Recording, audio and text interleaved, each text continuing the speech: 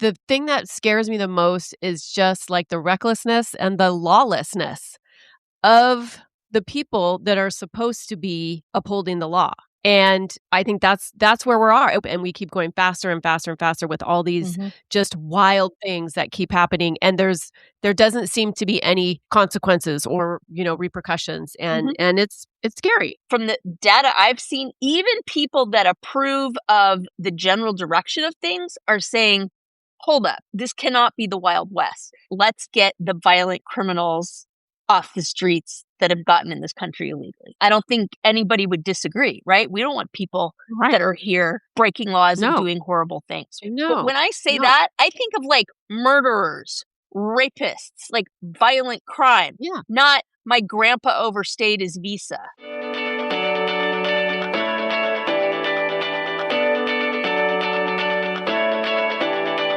Welcome to Drinks with the Girls. Conversations for women over 40 around connection, change, and the power of female friendship. Living well with stories to tell. I'm Karen, and this is Lisa. We are moms and solopreneurs stepping into our own, diving into real conversations about things that matter to women in midlife. We're here to spill the tea on everything that affects women in their 40s and beyond. Topics like loss and grief, changing relationships, launching kids, menopause, and reinventing ourselves in midlife. We are here to tackle it all. Connect with us through a blend of our lived experiences, our friendship, the memory of our moms, plus a collection of real stories, honest conversations, and engaging interviews that will make women over 40 feel seen and remind them that they're not alone on this journey called life. Let's go. Welcome to another episode of Drinks with the Girls. Today, we are going to talk about something that has been bubbling up on the back burner for a while, and we can no longer ignore it because it feels impossible to ignore, frankly, based on what's happening in the United States right now, the division, the fear, the anger, the emotional fatigue. But before we go any further, we just want right out of the gates, just want to say this is not a debate. This is not a political podcast. As we've said before, there are so many great political podcasts out there that if you need that kind of information, you can find it. This is just a conversation amongst besties, talking about things that really matter. Women in midlife and what's going on in the United States certainly falls in that category. But before we get going, I'm drinking Culture Pop soda. Fizzy and gutsy, because I'm all about the labels. I'm all about the marketing. Okay. So it's fizzy and gutsy. Slide that over so I can see it. Oh, cool. Pretty. And it is ginger, lemon, and turmeric, which I thought, I don't know how that's going to be. Delightful. It is actually great. Yes. So 9 out of 10. What are you drinking? Mine is kind of basic bitch, but I have a funny story, so I figured it balanced it out. It's just a road trip millennial cigarette. Doing the Diet Coke because I'm in a hotel room today. But I'm going to use part of my time here to talk about something other than a drink before we get into the heavy meatiness of this episode. And I just want you all to know, public service message, that Drinks with the Girls can help you survive even the most humiliating of incidences. I was getting in my car to go on this trip and I was kissing my husband goodbye. He goes, "Wait, don't move." I was like, "What?" He goes, "You have a chin hair." I'm like, "Shut up." So he proceeded to, in the light, in the car, yank it out of my chin. So, yes, it is true love. And see, we were telling you, you heard it here first. Car light is the best for chin hair. So he saved me from a rather embarrassing moment. So there you go. That's my Drinks with the Girls. Yay, Martin. We love our men that have our backs when it comes to those rogue chin hairs. Our chins to Yeah. So I figured, given what we're going to talk about today, it'd be nice to start with something light, because I don't know if the rest of this episode is going to be light. And it's, I'm glad Karen said what she said. And we've tried to be pretty purposeful about staying out of this arena. And so we really, when we thought about doing this episode, we both were like, we can't really ignore it at this point. It's just so freaking pervasive. But I think that the angle that we really want to come to this through today is really about kind of helping you guys hold all this and stay present and figure out a way through. So you're not going to hear us come down on a political side or two. We're going to talk about some polls and just kind of what the mood of the women in midlife in our country are right now. In other countries, you can go ahead and listen because I'm sure you guys are watching the circus on TV. But we're really trying to keep it around like supporting y'all during this. So hopefully we'll succeed in that. Well, I think, yeah, just to give you a different perspective on how you can help yourself, like Lisa said, kind of through while staying present and taking care of your nervous system because it is a fucking lot. And we weren't even going to do an episode that wasn't Yep. solely about this. We dabble in it, in the episodes as it comes up, but Lisa and I were just texting over the weekend, just commiserating with each other about the state of our country right now and feeling, lots of feelings, feeling all the feelings. And so we just kind of decided, you know what, we need to talk about this. So in typical Drinks with the Girls fashion, pull up a seat, let's have a chit chat, and we'll see where it goes. Yeah. So I think the kind of what the game changer has been is and this has been building for a long time, but it truly feels unstable to be a citizen of the US and frankly a global citizen at this point. Like I've been in countries that are destabilized. Like I lived in Zimbabwe, I lived in Iran. Like I know what it's like when you're in a situation where the government is unstable. But when the whole world has lost its mind and things are just tenuous, there's a lot of wars going on, there's a lot of crazy, crazy shit happening all over the world, really. It does feel like a bit like standing on quicksand, no matter what side of the issue you come down on. And I think that's kind of what tipped us over just in terms of, all right, I know that we don't have all the answers, certainly, but we need to talk about this. I don't know. What do you think about that, Karen? Yeah, I just want to say though, I feel like if you're on one side, I feel like one side might be having more feelings than the other.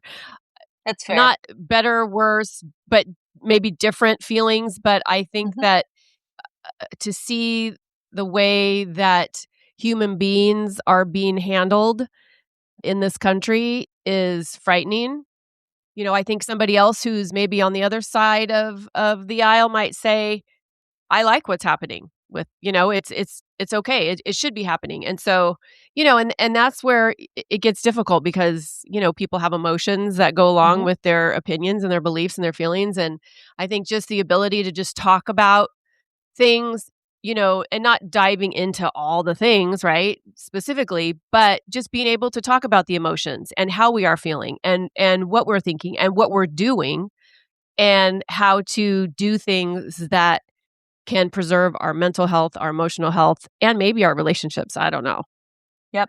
So it's interesting that you say that because I did a little bit of research.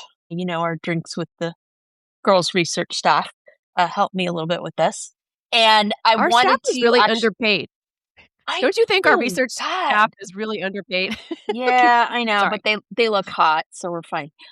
Because I really wanted to find out, like, are my particular feelings or Karen's feelings like in the minority? Like, what's going on? And to be honest, I was shocked. I mean, and I'm going to throw some stats out here because I think it's important just for everybody to know kind of like where our demographic stands. And I'm talking about women in their 40s, 50s, and 60s. So there was a New York Times Siena poll very recently, January 12th through 17th, and it said, do you think the tactics used by immigration and customs enforcement have gone too far, have not gone far enough, or have been about right?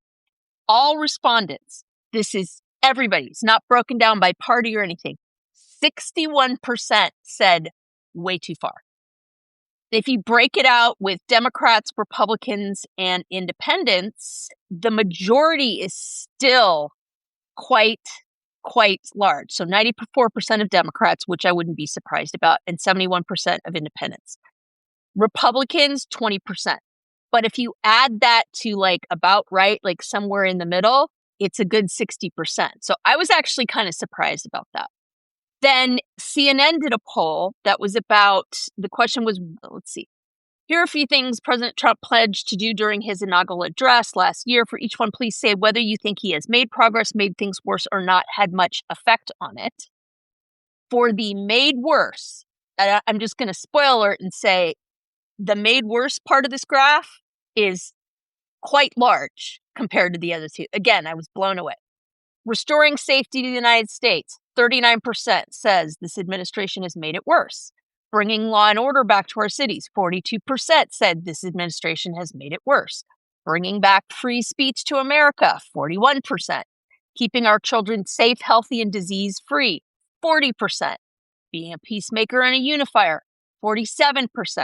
Stopping the weaponization of the Justice Department, 41%. So, I mean, I can spill these stats all day long, but I think that what I'm taking away from this is the majority of people in the US are not happy with what's going on right now. And I, for one, am here for that because I think it's pretty shocking that when a 5-year-old can be photographed with an ICE agent with his face against a truck while they take his dad away, that there's got to be some kind of manic crazy that's going on because I don't know what world that's okay in. Yes. And, not to go down and get, what do they say, get in the weeds of all of the ins and the outs of everything.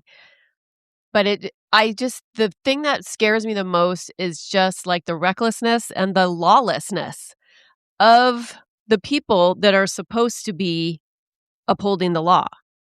And I think this administration is very good at not taking accountability. And I think that's where we are. I just think we're on this slope, this downhill slope, and we keep going faster and faster and faster with all these just wild things that keep happening. And there doesn't seem to be any consequences or, repercussions. And it's scary. Well, and again, I'm gonna try to be the facts person on this as easy, as hard as that is, but I'm gonna try to keep that our center so we can talk about that. And even from the data I've seen, even people that are, shall we say, more favorable about the immigration policies are saying that ICE is very undertrained. They are going too far, that there's no checks and balances, there's no background checks. So even people that approve of the general direction of things are saying, hold up, this cannot be the Wild West. And things like, it seems like we are rounding up anybody, and the financial incentives that have been given to the ICE agents are really, not surprisingly, what is motivating them rather than let's get the violent criminals off the streets that have gotten in this country illegally. Which I think just hearing that statement, I don't think anybody would disagree, right? We don't want people that are here breaking laws and doing horrible things, right? No. But when I say that, I think of like murderers, rapists, like violent crime, not my grandpa overstayed his visa. My name is Karen Shatafian, and I am a shameless coffee addict and empowerment coach for women, and my love language is authenticity. My mission is helping women unapologetically design a life they're in love with. Because what the hell are we waiting for? My website, KarenShatafian.com, has all my coaching packages and free offers like my Midlife Reclamation Guide. In it, you'll find tools to help you decide how to create the most inspired and empowered version of yourself and your life. You can find me on Facebook and Instagram talking about ways women can show up for themselves after decades of showing up for everyone else. Join me as we throw off the shackles and live our best freaking lives. See the show notes for all the details. Cheers. We're not going to talk about all the reasons why that is and what's behind everything and why it's happening. But I think for me, the importance of this episode is because I know when I see these things, and, I admit doom scrolling is one of those things I vowed in 2026 I was going to get a handle on, because I think social media it's like a runaway train. And it's refreshing to see things of, people talking about going more analog and kind of getting back to how things used to be. But for me, the importance of this episode is to empower women and to empower our listeners and to empower me. I need empowerment. I need to know that there are things I can do or not do that can help me make sense of it all. Because, what do we do as women? We hold all the things, especially all the emotions. And so, and if we have kids, like I don't have young kids at home. So I talk to my kids about this as an adult would, but if you have younger kids, you have to hold that as well. Yeah. Eh, Well, what's interesting, and again, I found some good facts and things to cite on this. So we talked about this. I can't remember which episode. I don't know. Karen and I are trading brains on this one because she's starting to remember the episodes better than I am. But I think it was an episode we did on pop culture and women in midlife and pop culture and how they were like the cool kids again. And we were talking about this idea that like women, for example, in their 50s, like we have the buying power. Like the economy is behind us and we make the buying decisions. And so, that and certain other things were influencing the fact that we are now a lot more front and center. So here's the other thing. The article I was reading was about a poll that was called She's the Difference, Determined to Stay Optimistic Through Tough Times. They were focus groups done by AARP that did these focus groups, right? And it was done in October. And what I found fascinating is they were saying that women 50 plus are capable of making a sea change in politics. Like wherever they kind of go, that can shift voting blocks. And I thought that was really interesting because I hadn't heard that stat before. But the issues that are the most important to us are inflation in the economy, abortion and reproductive rights, healthcare costs, and threats to democracy. It said after inflation, this is consistently ranked as a top 3 issue by women voters. And they said across party lines, so it doesn't matter which party you're affiliated with, most women 50 plus don't think policymakers understand their challenges and have deep concerns around rising costs and financial security in retirement. Well, and I think also as our rights have been rolled back, as women's Yeah. rights have been rolled back, I feel like that's a concern too. Like, Yeah. I don't think that the administration is in touch with the needs of women. I would agree with that. And again, I think what these polls are showing is that this is just a small block of like fringe women sitting there, with gray hair and knitting needles, like railing against the machine. Like, that ain't this. This is a powerful voting bloc. This is a majority of people, never mind women, that are feeling this way. And it's really, I think, going to come down to, okay, are people going to sit around and complain about it, or is there going to be some action taken? And what action do we have? Former presidents have spoken out and saying, if people don't like it, they need to figure out a way to demand change and demand change now. So, and I've also heard a lot of people say, oh, the midterms. But I've heard a growing number of people say that something massive is going to go down even before the midterms. Like, we don't have a year to straighten this shit out. Like, things are happening now and we got to figure it out. So I personally don't know the answer, and I don't think Karen does either, but I think it's really about how you're holding this, right? Like, Karen, how do you deal with this in terms of like what you're willing to take in from the news and just living your life? Like, what's the attitude you've adopted to kind of function? I find myself in a very interesting position being an online creator and a person who has an online business, because there are, there are two ways to think about it. It's either, as an online business person, I need to let my people know where I stand. And then there's another faction who are, I'm an online business owner, maybe I sell widgets and my beliefs don't have anything to do with me selling widgets. So I've been trying to decide where I want to land with that, because it's important to me that I'm in integrity. And, I want my people to know where I stand. I want people who are considering hiring me to know where I stand. Just like when I give my money to a business, I want to know. And, maybe that's not important to everybody, but it is important to me. But I think about that. But I've really tried for myself, I've tried to just really set hard and fast boundaries. And like I said, I've been trying with social media because, I'm an Instagram girly. I could scroll and scroll. I've made it one of my goals this year is to just get my phone out of my hand more, just get it out. And so I have to catch myself not scrolling with all of the political posts these days. Like, I can find myself going down rabbit hole after rabbit hole after rabbit hole, and I can feel it in my body that it does not feel good. it feels awful. And so I have to limit that for sure. And then what I do is back when this latest administration came into office, I had to really decide where am I going to what are my news sources that I'm going to get my information from? And I've been guilty of this too. It's like you see something online, maybe a meme or something, and you jump on the bandwagon and you're like, yeah. And then you find out, oh, that's not true. Right. So it's like, I felt like it was so important to really know what is the truth because everything gets spun and everything gets just twisted around to make it look the way that people who are presenting it want it to look. So I have a few sources that I rely on. So that helps me too, because then I know, okay. And by the way, some of them are, what's it called? Bipartisan, nonpartisan. They're objective. It's not one side or the other.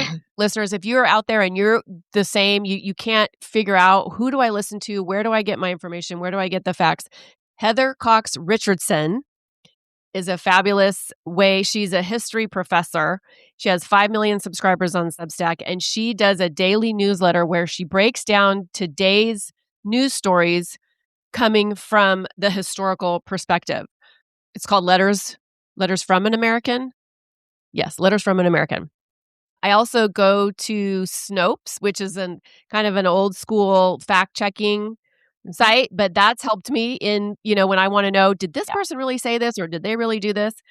And then I get a newsletter from Tangle, and it's nonpartisan, neutral.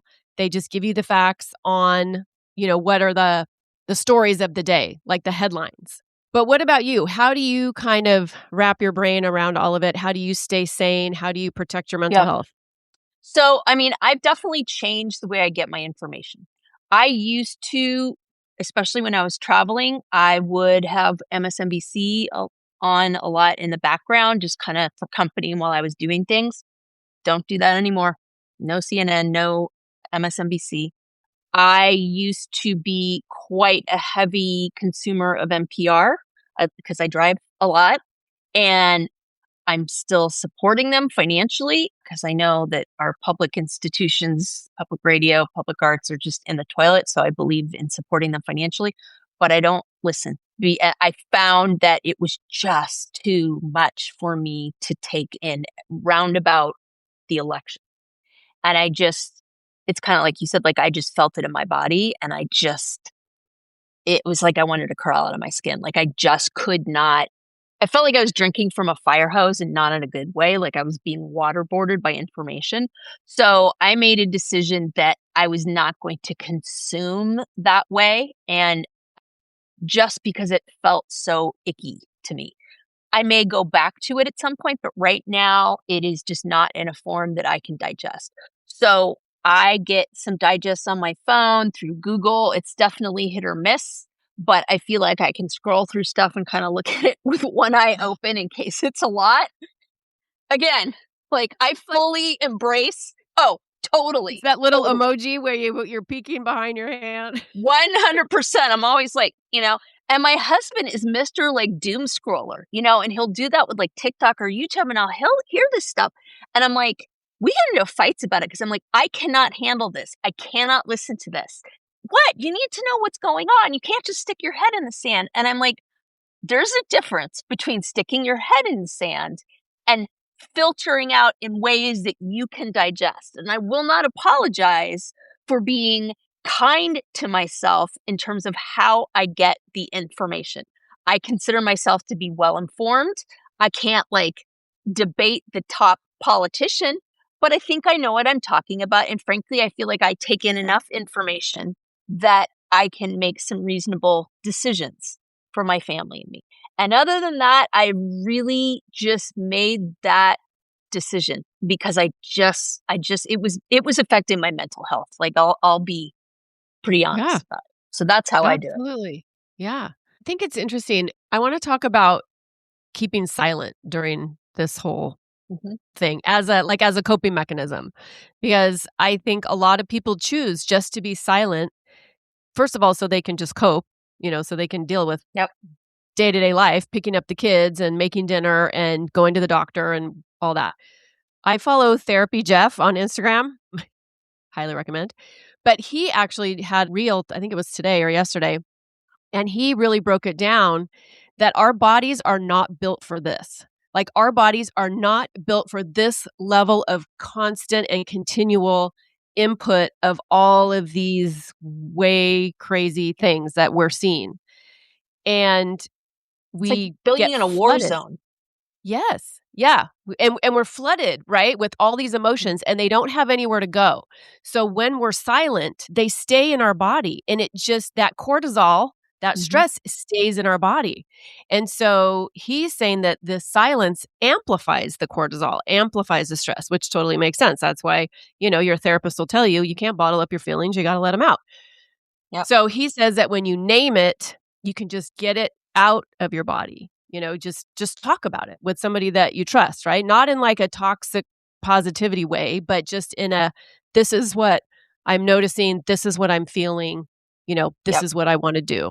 So I thought that was interesting that staying silent, we might think it's helping, because we're not talking about it, we're Yeah. not bringing it up, we're not making waves, but actually it has the opposite effect. Yeah. Well, and I think that also the bigger picture is staying silent or not staying silent in terms of being active and open about agreeing or disagreeing with what's going on. And I want to know what you think about this. I will tell you that I've had to make some hard decisions about that for a couple of reasons. Because shocker, I'm not one to keep my mouth shut. I know everybody's so surprised when they hear that. But the very real fact of the matter is, I work in the ed tech sector. So essentially it's a private company, but working with public institutions in education, which, as everybody knows, there's been a crud ton of stuff happening there. So I have to be pretty careful about my public and online persona to not even remain neutral, just like not even go there. But at the same time, I have districts calling me and asking me, like, what's the story with this? Like, I have my membership, I have parents and people like, well, what should we do about that? So it's been a very fine tightrope for me to walk. And the way I've settled on it is, I will talk to people one-on-one. Honestly, if they ask, I don't volunteer my opinion unless they ask. I do not post political things on my social media, although I'm calling myself a liar right now because I've been so upset. There's a couple things that I posted recently. I think they're pretty benign, but one was on LinkedIn and one was on Facebook. I was not coming out and being like, hey, I'm this, I'm that, but it was more expressing my sadness about what's happening in Minneapolis. And the other was expressing my joy about the fact that my hometown school district had been instrumental in getting, without getting into the weeds, some issues with education funding, not fixed, but pushed back on. So I don't want to get into all that.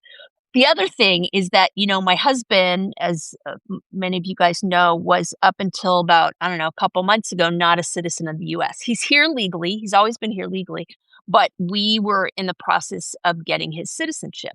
And I'll give you an example. So when there were the No Kings protests around the country, my daughter, who also, like me, does not keep her mouth shut, wanted to go to the one up in Portland, which was the closest one to us. And at first I was like, yeah, I'll go with you. And then I was like, you know what? I don't think we can go. And she naturally wanted to hear me explain why. And I was like, okay, this is one of, those parenting times where you're like, I cannot bullshit my way through this. Like I have to give her the truth. And I said, I will be honest with you. I want to support your right to protest whatever, and I'm there for you, and I will protect your right to do that. But in the state that we are living in right now, if we take place in that protest and your father's picture is captured on that with an open application for citizenship, I'm not sure what that will mean in terms of whether or not he gets his citizenship. And I feel ridiculous for even saying that out loud, but that was a legitimate concern. And I still, to this day, think it's a legitimate concern. And so therefore I said, I'm sorry, but I'm not comfortable doing that. And she understood. Hey there, I'm Lisa Coricella McDowell, your midlife Pacific Northwest princess, here to guide you in the art of next leveling your life. I'm passionate about women's health and wellness in midlife, especially for moms parenting kids with unique needs like I do. I truly believe we can learn, grow, advocate, and care for the planet while taking care of ourselves and our families. And I'd love to help you do the same. And I'm beyond excited to tell you about my membership for maxed out mamas just like me, the Empowered Parent Collective. It's a space for parents to confidently advocate for their kids, build inclusive communities, educate themselves, and find balance and support along the way. To find out more about the Empowered Parent Collective, my classes, wellness offerings, parenting tips, advocacy resources, and exclusive Drinks with the Girls goodies, head to nextlevellifewithlisa.com. Let's survive and thrive in the messy middle together. I say all this by way of I have had to make some very serious choices in terms of how I show up and my own personal values because of the way things are in this country right now. How about you, Karen? This goes back to what I was talking about a little bit ago in trying to make the decision, where do I fall and how much do I want to say? And literally part of my job is helping women use their voice and helping women speak up, maybe speak the things that they haven't been able to speak or speak their truth finally, right? And so it feels disingenuous to not speak my truth or not put my values out there if this is what I'm telling women is so important, right? To use our voice. So, yeah, it's so layered. It's such a layered dilemma, I guess. But I've been trying to come up with just like a post I want to pin to my social media is just saying, this is who I am. This is what I believe. And this is kind of where I land. And if you vibe, great. And if you don't, that's okay too. And somebody asked me, they're like, well, aren't you going to lose, clients that way? Aren't you going to, aren't you leaving money on the table? And I said, you know what, honestly, it's fine. It's okay. Yeah. If somebody doesn't want to hire me because of my values, those aren't my people. Mm-hmm. So I'm totally fine with it. And I think, I want to just point out too, I think we need to talk about the fact that privilege, you and I both have privilege from being white. People with black or brown skin don't have the luxury of deciding, oh, do I want to talk about this? Do I want to let people? Because their communities are literally being affected every day. It's uncomfortable. Some people don't recognize, what the privilege is. And it's not saying that what you've been through in your life doesn't matter, that it wasn't hard, that maybe, you've struggled emotionally or financially or relationally or economically, whatever. It's not denying that because we've all struggled. It just means that the system didn't make your life harder because of the color of your skin. Yeah. I swear to God, we have the same brain. Sometimes I was thinking exactly that. So I'm glad you brought it up.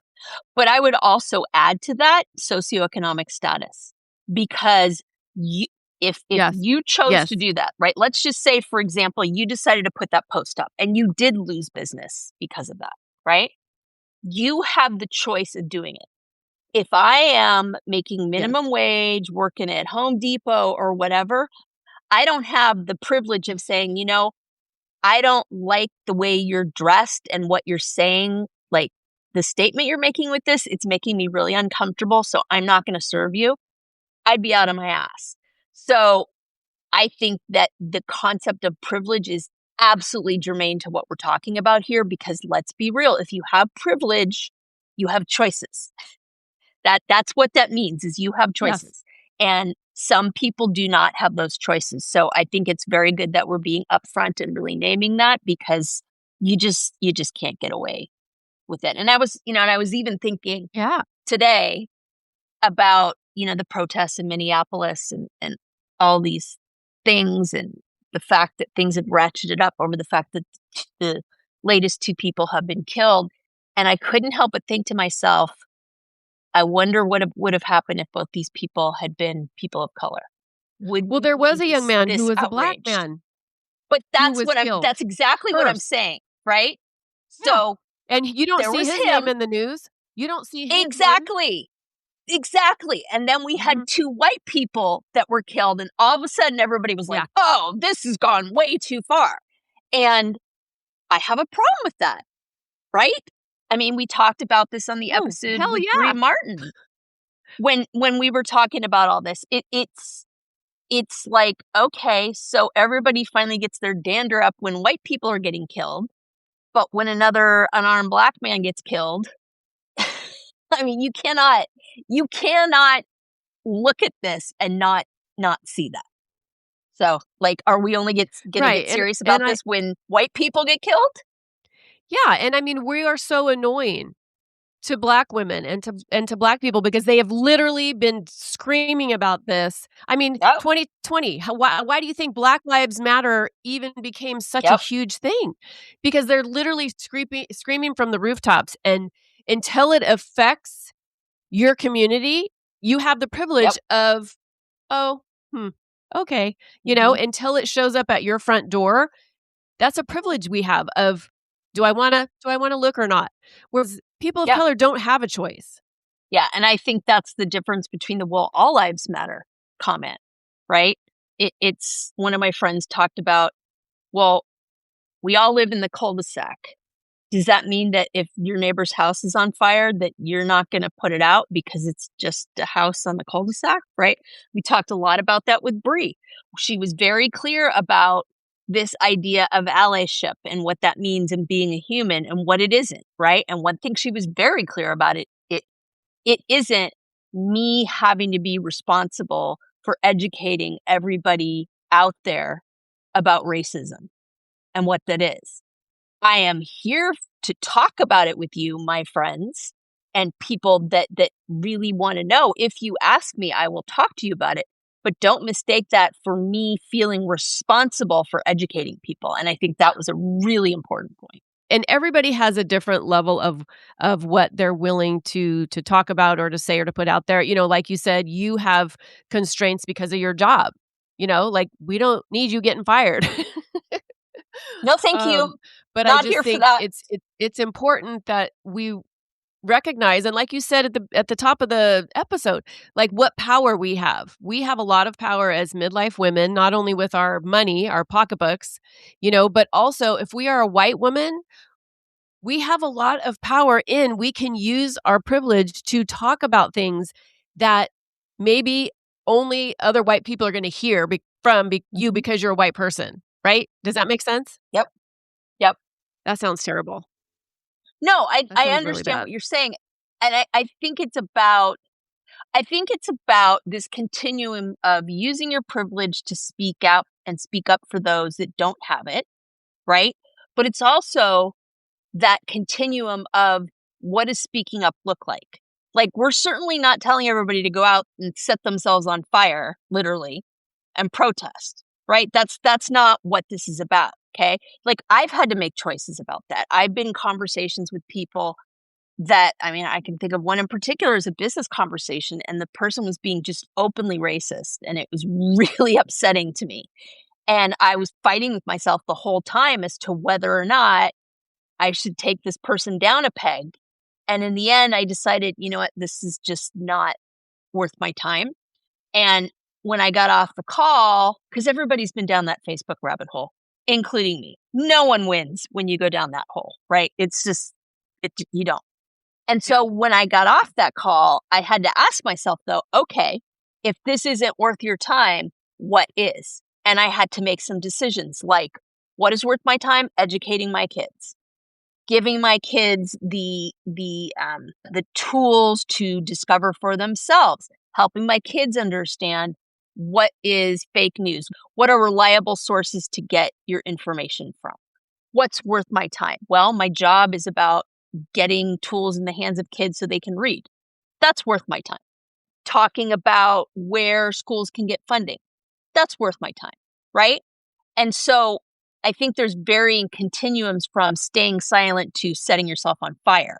I guess what I'm saying is there are degrees on that continuum, but what isn't acceptable is just sitting on your hands and doing nothing. Agreed. And I think, yeah, you have to do what aligns with your comfort level, but it's okay to be a little uncomfortable. I called my senator Mhm. today, by the way. I've never done that Good before. for I'm you. sad to say, Good for embarrassed you. to say. But and I was like, "Oh, this is weird. What am I going to do? What am I going to say?" But I was just so pissed off. I'm like, "I'm calling him and I don't care if it makes a difference or not, it makes me feel like I can do a little something, right? Yep. And so I just think we have to decide, you see those quotes and the memes about, when our grandkids ask us where we were and what we were doing when our rights were being disintegrated and the Constitution was was being obliterated, like, where were we?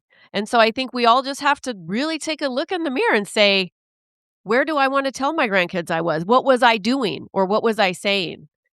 And not to heap on guilt, because it's not about that at all. It's just about staying present and staying awake to what is really happening. And have the courage to look at, like, if you only get your news source from one place, have the courage to look at an alternative, because, our algorithms only give us what our algorithms think we What? want. Yeah, And so totally. that's why we just get fed the stuff that reinforces what we believe, instead of, Yep. okay, well, let me kind of have a growth mindset and look at something else. What else might be true? Maybe two things are true at once, right? What's important for me is that we help our listeners and me and you figure out, okay, what are some things we can do moving forward to help us feel empowered, to help us feel not so stressed out, and so to help us, regulate our nervous system so we can handle, peeking out from behind our hand to look at what is going on. Because, to Martin's point, we don't want to have our head in the sand. I had my head in the sand for a long time, and we talked about this on the episode with Bree, and it wasn't until 2020 it just shook the shit out of me, and it woke me up, and it's like, "Oh my gosh. Wow. I'm a good person. I love everybody. It doesn't matter, what color you are. That's great." But I wasn't really looking at all the ways that my silence was dangerous for people of color. I wasn't outwardly doing harmful things, but my silence wasn't helping, and I can use my voice to help as a white person. So, what can we do to regulate our nervous systems when they're blown out? Because, man, mine's been blown out. Yep. Because, by the way, Yeah. then you add on your daily life. You add Oh, on that. taking your dad to the doctor, feeding your family, going to your day job, talking with clients, right? Mowing the lawn, whatever. And so we have to stay regulated. We have to figure out a way to care for ourselves during this. And I think, the first way, and we've kind of talked about this already, but you have to limit your threat exposure. You have to limit your consumption of all the things that we are not meant to see on such a relentless level. Yeah.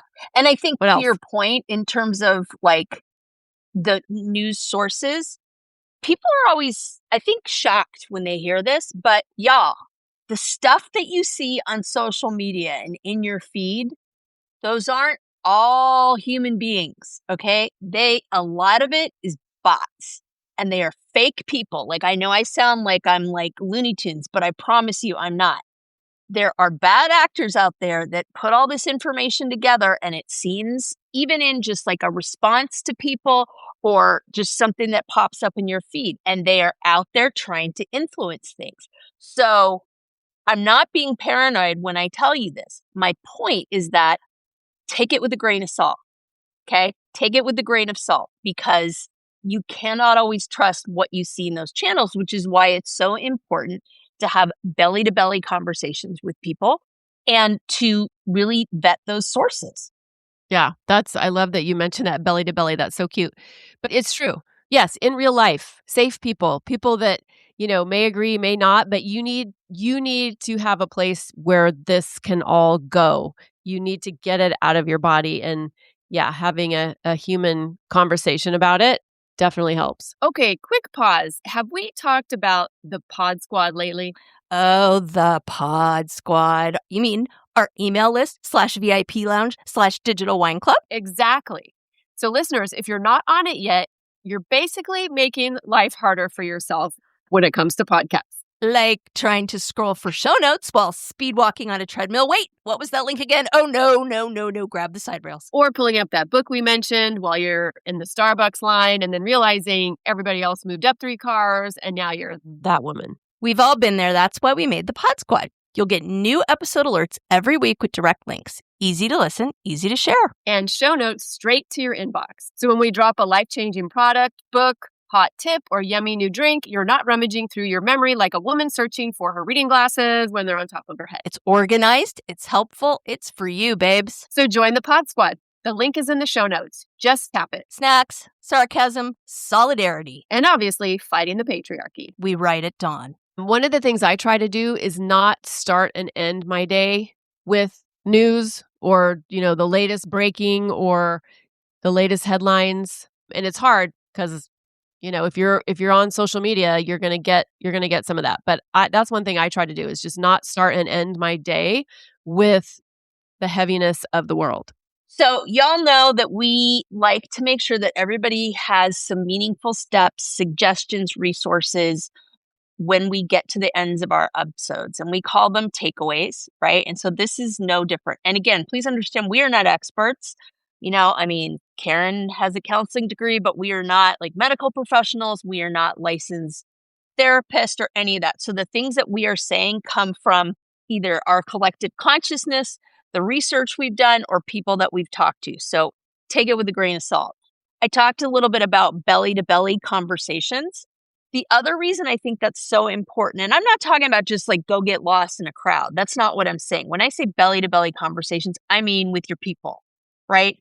Someone outside your family or a friend that is a trusted person. Try to touch base in real life in the world for a couple of reasons. First of all, we got so used to being on a screen during the pandemic that we forgot how to connect with people in real life. And that is just a fact. And they're only beginning to research that, right? So it is so much easier to disagree with someone and be mad at them or not understand that point of view through a screen, through a social media account, all of that. People are much braver when they're shouting at a username than when they are face to face. So check yourself. You can talk to people that believe the same things you do. That's okay, right? But make sure that you're touching base with the real human. So you can talk in real life about people's real situations and try to push yourself. I know all of us have kind of become averse to just like hanging out with tons of people after the pandemic, but try to at least have these one-on-one conversations with people, because I really feel like we've lost the ability to do that, to talk to each other in a lot of ways. And I think that's a skill that we need to keep sharp. I think something else that you can do is silence or delete altogether any kinds of accounts, social media accounts, newsletters you might get in your email inbox that increase your anxiety or anything that makes you feel, you can feel it in your body, right? Get rid of them. And that including quote unquote influencers or including accounts that you might follow and you just, feel kind of gross after you engage or you consume their content. Do a social media audit. Get rid of all that because let me tell you, we have enough things to make us feel like shit in the world. We don't need more.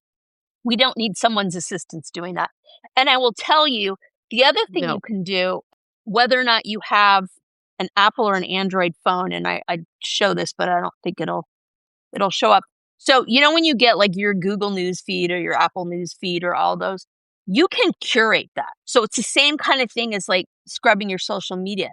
You can take out sources that you find to be biased or disturbing or whatever. I've done that in a lot of situations. So I've gone through, and when Google News shows me a particular article that I've noticed is from this source that always has this really negative opinion, or I don't feel like they're checking their facts, I can remove that source from my news feed and replace it with one that's I feel like is more accurate, or even just like leave it out completely. And I've had to do that on a few things. So just like you're deliberate with your social media, be deliberate about how you're consuming things, right? To Karen's point, be brave. Every once in a while, turn on a channel of something that you don't necessarily follow just to kind of put your antenna out, but don't consume that crap on a regular basis because it's going to fry you. No, definitely. And get outside, go touch dirt, go touch grass, get grounded. Yes. put the phone down. Believe me, I feel that helpless, hopeless feeling a lot when I'm watching things that are happening in real time. And, you get kind of stuck in that, well, I'm just one person. I can't do anything, right? Like we talked about earlier, we have so much power as women, as midlife women, and so as white women. So even if you just pick one thing, right? Pick one thing that you can do that feels good, right? Maybe it's a monthly donation to a nonprofit that you believe in their values. Maybe you're volunteering. Maybe it's a phone call, like I did. Call your senator, call your congress people. It can even be how you're showing up in real life. I had a friend who I was talking to today, and she was saying that she was talking to somebody else, and that person was kind of applauding the tactics of ICE. And my friend had to say, hold up a second. And as hard as that was, because, we don't want to create, we're women. We don't want to make waves. We don't want to create conflict. We don't, but she's just like, I cannot let this go. And she had to have a dialogue, right? And so I think even if it's something like that, even if it's just having conversations with people in your life, like Lisa said, she's educating her kids, she's teaching her kids, she's showing her kids and letting them make informed decisions. So don't ever think that you can't do anything, because there's always something that you can do. Yeah. And I think conversely, my husband always jokes with me. He's like, did you email mad? Right? Because we all have this resistance to be like, yeah, right? And you're typing out this response, going down that Facebook rabbit hole, sending that email, like just flying off the handle at somebody. And yes, there is a time for passion and power, but just take a deep breath. Don't email mad, right? Just pause, right? Just pause. Take a breath. And I'm preaching to myself. This is the mantra I'm telling myself, right? There's things like you can just put one hand on your chest, right? Take one slow breath in. Exhale longer than you inhale. Do some yoga breathing, right? Like ground yourself. Like I am in my kitchen. It's Tuesday. I'm safe, right? And what the science tells us is that interrupts that freeze response that you have, right? It brings blood flow back to that part of your brain that allows choice instead of reactivity. So as you are doing this, take care of yourself that way. Because to Karen's point, nobody was meant to be in this war zone constantly, right? Like, I can't even imagine what it's like to be living in like Ukraine right now, where they've been in this constant state of literal life or death for years now. So you think this is bad? Holy moly, right? But we are living in a variation of that. And essentially, it is constant stimuli that your brain has to either react in fight, flight, or freeze. And just that trifecta choice is exhausting on your nervous system. So try to do things that regulate that. Go to the yoga class, right? Like meditate, and again, I am preaching to myself. Journal. I mean, I don't know. Honestly, this is the one time I'm going to say I don't know that journaling is the best tactic, because we need to get out of our brains. I feel like that's fair. We're in our brains so much. I mean, for sure, if journaling helps you to process your feelings and to put it on paper, absolutely, 100%. But I know you're shocked just to hear me say, I don't know that what is going on. Going to, but it's Freaky Friday with the journal. Alternate universe. But I think that freeze mode is so easy to get into. You don't hear about it a lot. You hear about fight or flight, but you don't hear about that freeze part. And I think especially as women, and I know I've been there so much lately, it's like you just get overwhelmed. You get this feeling of overwhelm. What can I do?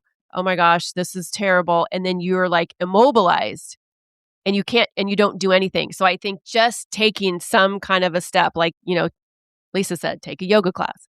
Maybe just put on your favorite song and just dance around the kitchen, whatever. But I think it's just important to move that energy and get us out of the freeze mode. This is where the science comes in, right? Like when I was talking about the human thing and get in real life with someone, like there's science behind this, right? Like we all regulate through connection. When you isolate, that magnifies this threat that's outside. When you share it with someone, that reduces it. So we're speaking to you now in terms of nervous system regulation in any kind of a stressful situation, but it can obviously apply to this one. And since we are all being stressed out by the same thing, it seems germane to be discussing it. And also get support. Good gravy. Like if you need to talk to somebody like a professional, get support. Because this moment in time, I mean, I don't know. I feel like we've had a lot of big moments in time the past 5 years. Seriously. But Amen. it's bigger than maybe what you are capable of coping with, right? So ask for help, get some support, say things out loud. This is a lot. I don't know if I can hold on to this anymore, because your nervous system is going to recover faster if you can get support. Just struggling silently is just going to prolong your freeze mode. So this feels kind of icky, but I'm not coming at it from a sales perspective. But I have an offer right now that I'm offering free conversations. My son turned 30 last week, so I thought it would be fun to get on the phone with 30 women who just wanted to have a conversation about whatever, how they want to change their life, if they need to talk about a divorce or something. But in this situation, I'm happy to get on a call with women who just need to fucking talk, who just need to say, this is a lot. Can I please just dump it? And then maybe we can figure out one little step you can do. So I'll put the link in the show notes, but they're free. There's 0 strings attached. 0. So if you just need a sister to get on the phone and commiserate with, or if you need a fire lit under your ass, I'm here for that too. But for the purpose of this episode, I'm here She's for a very good stress listener. relief. As someone that is her friend, I will say she's a great listener. She supports you, but she also doesn't put up with your bullshit. So just know that she can be whatever you need her to be. She's very good at that. Thanks, girl. We made it. Good Lord. I was worried that my head would catch on fire and explode, but we made it. I'm so glad your head didn't explode. Yes, Yeah.